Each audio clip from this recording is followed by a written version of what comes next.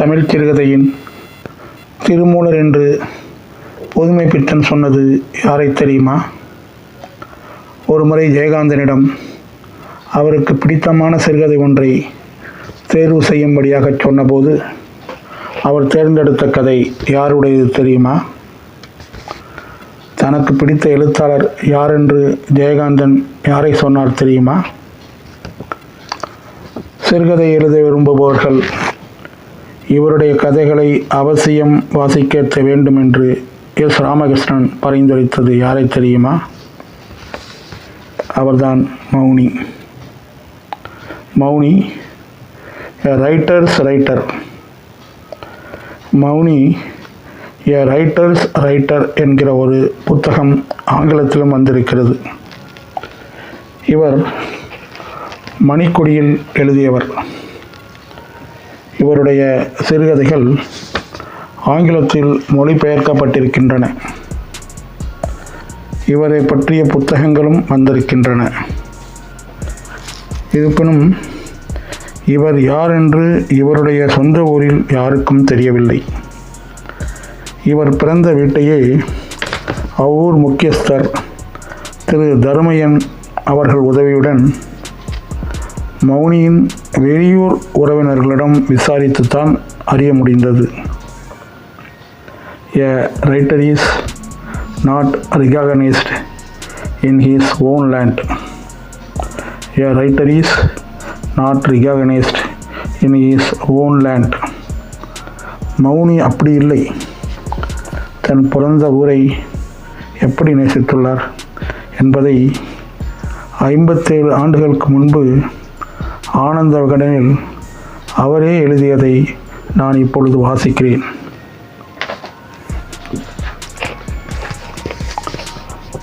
செம்மங்குடி, தன் ஊர் தேடல். என் ஊர் செம்மங்குடி என நான் நினைக்கும்போது அதற்கான ஒரு முக்கிய நியாயத்தையும் சொல்ல வேண்டி வருகிறது. என் தந்தை வழி மூதாதையர் அநேக தலைமுறைகள் சமீப காலம் வரை இந்த ஊரில் வீடு, சொத்து, சுதந்திரத்துடன் வசித்து வந்திருக்கிறார்கள். கர்நாடக சங்கீத உலகில் மிகவும் புகழ்பெற்ற இப்போது இருக்கும் செம்மங்குடி ஸ்ரீனிவாச ஐயரையும் காலம் சென்ற பிடில் வித்வான் நாராயணசாமி ஐயரையும் அகால மரணம் எய்திய அவர் குமாரன் கல்யாண சுந்தரத்தையும் தெரியாதவர்கள் மிகச் சிலரே. அவர்களும் இவ்வூர்க்காரர்களே. ஒரு காரண சிறப்பு பெயரென ஓர் ஊரை குறிக்கும் இப்பெயர் செம் ப்ளஸ் அம் ப்ளஸ் குடி, செம் ப்ளஸ் மண் ப்ளஸ் குடி, குடியிருக்க செம்மையான ஊர். மேலும் தஞ்சை ஜில்லாவில் அநேக கிராமங்களுக்கும் இப்பெயர் இருப்பதன் காரணமாக எங்கள் ஊரை தீவங்குடி, செம்மங்குடி என்று பக்கத்து ஊரையும் சேர்த்து சொல்லுவது வழக்கம். பெயர் குழப்பத்தில் கடிதங்கள் தவறி சென்று விடாமலிருக்க தபால் இலாக்காவினர் செம்மங்குடி என்ற முத்திரையை கொடுத்திருக்கிறார்கள். கும்பகோணம் திருவாரூர் பஸ் பாதையில் குடவாசலை கடந்து மேலும் 5 மைல் செல்ல காப்பனாமங்கலம் கிராமம் வரும். காப்பனாமங்கலத்திலிருந்து நேர் வடக்கே இருக்கும் பெரும்புநீரை செல்ல, நேர் வடக்கே இருக்கும் பெரும்பண்ணையூர் செல்ல ஆற்றிற்கு அங்கு ஒரு பாலம் இருக்கிறது. அதை கடந்தவுடன் கிளைப்பாதை என ஆற்றின் வடகரையிலும் தோப்பினுள்ளும் கோணல் மாணலாக செல்லும் ஒரு குறுகிய வண்டிப்பாதையில் 1/2 மைல் கிழக்கே சென்றால் செம்மங்குடியை அடையலாம். அடையும் முன் மேலக்குடியான தெருவையும் சமீபத்தில் ஊர் செலவிலும் முயற்சியினாலும் ஏற்பட்ட செம்மங்குடி உயர்நிலைப்பள்ளியையும் தாண்டி செல்ல வேண்டும். சமீபத்தில் ஊர் செலவிலும் முயற்சியினாலும் ஏற்பட்ட செம்மங்குடி உயர்நிலைப்பள்ளியையும் தாண்டி செல்ல வேண்டும். இது ஒரு சிறிய கிராமம். வரிசைக்கு சுமார் 20 வீடுகளை கொண்ட ஒரு கிழக்கு மேற்கு வீதிதான் அக்ரஹாரம். மேலக்கோடியில் தெருவை பார்த்து நிற்கிறது ஸ்ரீதேவி பூதேவி சமேத ஸ்ரீனிவாச பெருமாள் கோவில். கீழ்கோடியில் நேராக இன்றி சிறிது வடக்கே தள்ளி கிழக்கே எட்டிய தூரம் வரையில் காண கிடைக்கும் வயல்வெளியை பார்த்து நிற்கும் கோவில். கீழ்கோடியில் நேராக இன்றி சிறிது வடக்கே தள்ளி கிழக்கே எட்டிய தூரம் வரையில் காண கிடக்கும் வயல்வெளியை பார்த்து நிற்கும் கோவில் ஆனந்தவள்ளி சமேத அகஸ்தீஸ்வரர் கோயில். கோயில்களெல்லாம் நல்ல நிலைமையிலே ஊர்க்காரர்களால் பாதுகாக்கப்பட்டு வருகின்றன. அக்ரஹாரத்தின் கீழ்கோடியிலிருந்து தெற்கே செல்லும் இரட்டை வரிசை தெருதான் கீழ்குடியானவர் தெரு. இது தெற்கே குடமுருட்டி ஆறு வரையிலும் சென்று முடிகிறது. ஊராருக்கு குலதெய்வமாக விளங்கும் கரும்பாயிரம் கொண்டவர் ஆற்றங்கரைகளை தேடி கண்டுபிடிக்கும் வகையில் ஒரு சிறு கூரைக்கடியில் இருக்கிறார். செம்மங்குடி ஒரு பாடல் பெற்ற ஸ்தலம் அல்ல. ஆயினும் இதை சுற்றி 2-3 மைல்களில் இருக்கும் பாடல் ஸ்தலமாகிய எண்கண், தலையாலங்காடு, ஸ்ரீவாஞ்சியம், ஐயம்பேட்டை முதலியவற்றுக்கு நடுநாயகம் போன்றே மத்தியில் இருக்கிறது. செம்மங்குடி ஒரு பாடல் பெற்ற ஸ்தலம் அல்ல. ஆயினும் இதை சுற்றி 2-3 மைல்களில் இருக்கும் பாடல் ஸ்தலமாகிய எண்கண், தலையாலங்காடு, ஸ்ரீவாஞ்சியம், ஐயம்பேட்டை முதலியவற்றிற்கு நடுநாயகம் போன்றே மத்தியில் இருக்கிறது. மேலும் குடமுருட்டி ஆற்றின் தென்கரையில் பக்கத்தில் என தீபங்குடி என்ற கிராமம் இருக்கிறது. இது ஒரு புராதன ஜைன சேத்திரம். இங்கு ஒரு பழைய ஜைன கோவில் உண்டு. மேலும் இது 1ஆம் குலோத்துங்கன் சபையில் கவி சக்கரவர்த்தியாக விளங்கியவரும் கலிங்கத்து பரணி ஆசிரியருமான ஜெயங்கண்டருடைய ஊராகும். குடமுருட்டி ஆற்றின் தென்கரையில் பக்கத்திலென தீபங்குடி என்ற கிராமம் இருக்கிறது. இது ஒரு பிரதான ஜைன சேத்திரம். இங்கு ஒரு பழைய ஜைன கோவில் உண்டு. மேலும் இது 1ஆம் குலோத்துங்கன் சபையில் கவி சக்கரவர்த்தியாக விளங்கியவரும் கலிங்கத்து பரணி ஆசிரியருமான ஜெயங்கண்டாருடைய ஊராகும். தஞ்சை ஜில்லா பிராமண சமூகத்தில் வாத்திமர் என்றொரு பிரிவு உண்டு. தஞ்சை ஜில்லா பிராமண சமூகத்தில் வாத்திமர் என்றொரு பிரிவுண்டு. இதிலும் அநேக உட்பரிகள் உண்டெனினும் 18 கிராமத்து வாத்திமர் என்ற சுமார் 1000 குடும்பத்தினர் மாயூரம், கும்பகோணம், நன்னிலம் தாலுக்காக்களில் உள்ள 18 கிராமங்களில் இன்று வரையில் வழியாக வாழ்ந்து வருகிறார்கள். தமிழ்நாடு தஞ்சை ஜில்லா பிராமண சமூகத்தில் பக்திமார் என்றொரு பிரிவுண்டு. இதிலும் அநேக உட்பொறிகள் உண்டெனினும் 18 கிராமத்து பக்திமார் என்ற சுமார் 1000 குடும்பத்தினர் மாயூரம், கும்பகோணம், நன்னிலம் தாலுக்காக்களில் உள்ள 18 கிராமங்களில் இன்று வரையில் வழியாக வாழ்ந்து வருகிறார்கள். இந்த வாத்திமார்களில் ஒரு கோத்தினரை தவிர வேறொருவரும் இன்றி வசிக்கும் கிராமம்தான் செம்மங்குடி என்பது. ஆகவே கிராமத்தினர் எல்லோரும் நெருங்கிய பங்காளிகள்.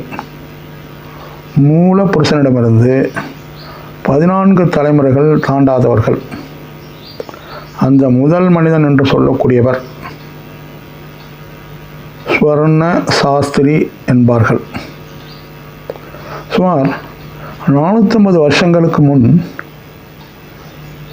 சோழ ராஜ்யம் சீர்குலைந்து அரசியல் குழப்பமான நாளில் இந்த ஊரில் குடியேற ஆந்திர சோழ பிரதேசத்திலிருந்து வந்தார்கள் என சொல்லப்படுகிறது. மூலப்புருஷனிடமிருந்து 14 தலைமுறைகள் தாண்டாதவர்கள். அந்த முதல் மனிதன் என்று சொல்லக்கூடியவர் ஸ்வர்ண சாஸ்திரி என்பார்கள். சுமார் 450 வருஷங்களுக்கு முன் சோழ ராஜ்யம் சீர்குலைந்து அரசியல் குழப்பமான நாளில் இந்த ஊரில் குடியேற ஆந்திர சோழ பிரதேசத்திலிருந்து வந்தார் என சொல்லப்படுகிறது. இவர் குடிவந்த காலத்திற்கு முன்பே சுற்று வட்டாரத்தில் அநேக கிராமங்களில் இருந்தும் சகவாசத்திற்கு தூரத்தையும் வாசத்திற்கு தனிமையையும் விரும்பியவர் போன்று இந்த குடமுருட்டி ஆற்றின் கடைசி படுகை என சொல்லக்கூடிய செழிப்பிலும் விஸ்தீரணத்திலும் குறைவு கொண்ட இந்த இடத்தை பிடித்தார் போலும்.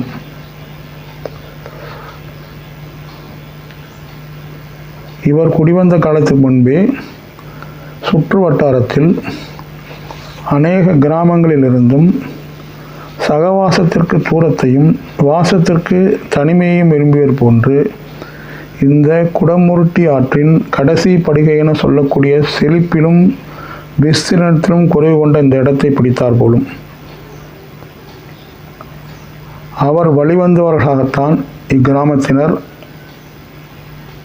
கிராம சண்டை பூசலின்றியும் அக்கம்பக்கம் கிராமத்துடன் நெருங்கிய தொடர்பு கொண்டும்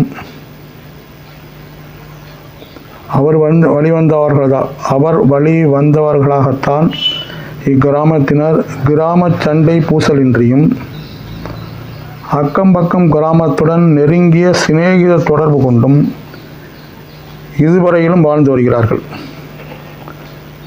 இக்கிராமத்தினர் பொது அறிவும் பகுத்தறிவும் கொண்ட புத்திசாலிகள். ஒரு நியாயப்போக்கு நடைமுறைகளும் இதற்கு மேலாக ஒரு கிரிட்டிக்கல் சென்னும்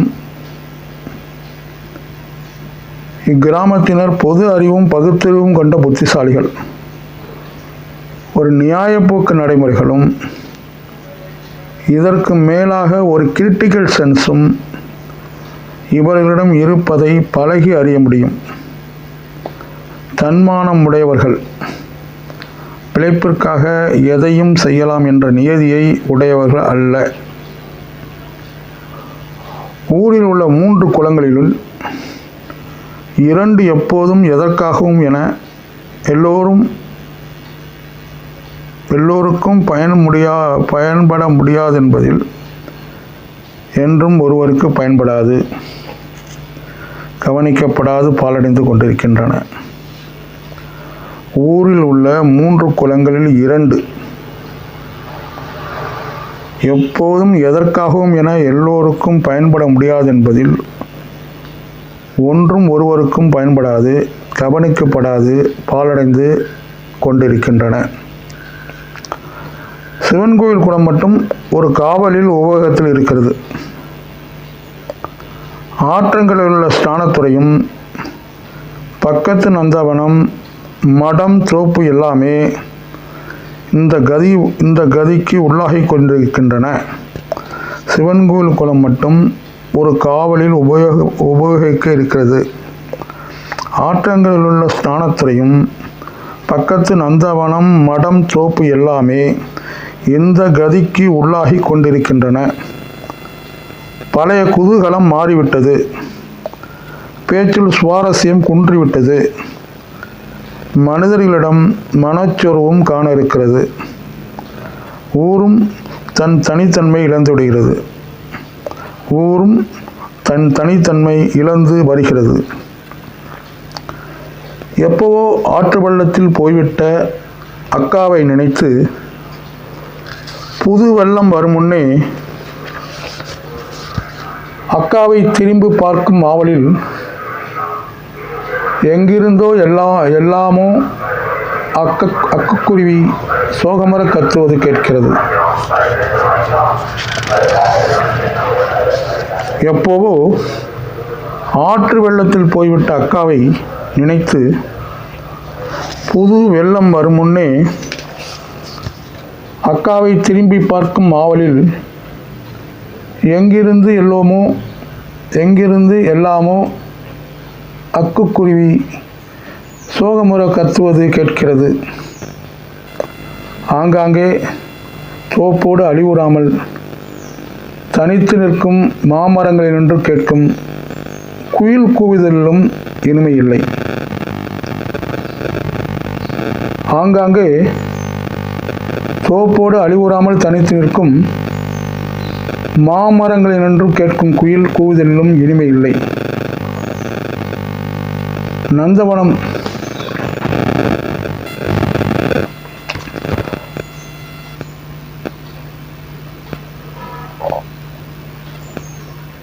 ஆங்காங்கே தோப்போடு அழிவுறாமல் தனித்து நிற்கும்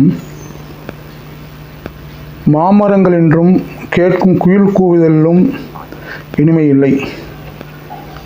நந்தவனம் இப்படி தோன்ற இருப்பதிலேயே ஏன் பால் தோற்றம் கொள்கிறது?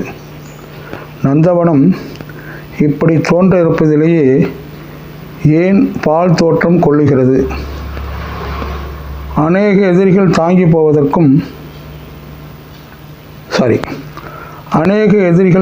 போவதற்கும் ஊருக்கு பொதுமடமாக இருந்த இடம் தெரியாது பூமியில் புதைவு கொண்டு விட்டது. பூமியில் புதைவு கொண்டு விட்டது. அநேக எதிரிகள் தங்கி போவதற்கும் ஊருக்குள் பொதுமடமாக இருந்து இடம் தெரியாது பூமியில் புதைவு கொண்டு விட்டது. அரச மரங்கள் 2 சுற்றுவார் இல்லாது நின்று கொண்டிருக்கின்றன. எங்கிருந்தோ மகிழம்பு மனம் மூக்கில் இனிக்க உணர அந்த 2 மரங்கள் இருந்த இடத்தை பார்க்கிறேன். காலடியில் சிதறிய தன் பூக்களின் வாசனையை தாமே குனிந்து மகிழ்ந்திருப்பது போன்றவை இருந்த இடத்தில் இல்லை. எங்கிருந்தோ மகிழம்பு மனம் மூக்கில் இனிக்க உணர அந்த 2 மரங்கள் இருந்த இடத்தை பார்க்கிறேன். காலடியில் சிதறிய தன் பூக்களின் வாசனையை தாமே குனிந்து மகிழ்ந்து நிற்பது போன்றவை இருந்த இடத்தில் இல்லை. 1000 காலத்திற்கு பின்னும் வாட மனம் கமல விட்டு எங்கேயோ சென்றனவே போடும். வெகு அப்பாலிலிருந்து செம்மங்குடியின் சங்கீதமும் பிடிலும் லேசாக மிதந்து வருகிறது. ஆம், எப்போதோ சிவன் கோயில் நடந்த கச்சேரி தான். ஆம், வெகு அப்பாலிலிருந்து செம்மங்குடியின் சங்கீதமும் பிடிலும் லேசாக மிதந்து வருகிறது. ஆம், எப்போதோ சிவன் கோயிலில் நடந்த கச்சேரி தான். இப்படி இவ்வளவு காலம் தாவி